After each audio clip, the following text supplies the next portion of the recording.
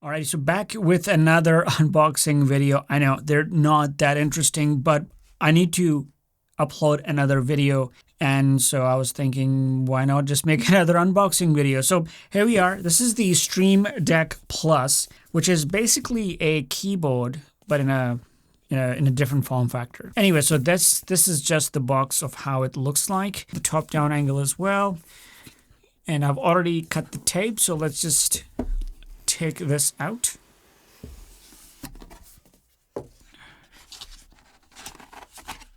So I'm not sure what's inside here.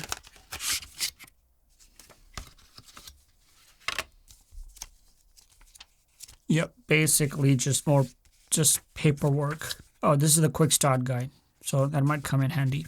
Alrighty, and we have the Stream Deck right underneath it. How do I get it out? Oh. And the USB-C cable. But it's, for some reason, this is USB-C to USB-A.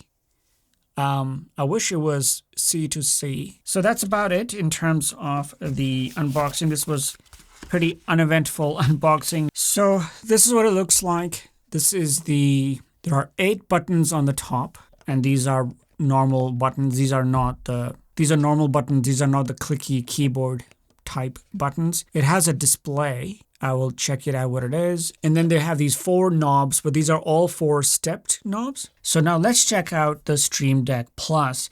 On the top, it has these 8 buttons. Then it has this screen here, and then it has these buttons or these knobs.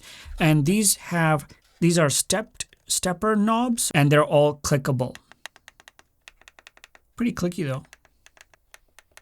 And in the back, there's a USB-C port that you will use to connect this with your computer. I was thinking about why is the bottom too slippery, and it's because it has plastic on it. So let's just take the plastic off, because otherwise it will keep slipping on the floor or on the surface.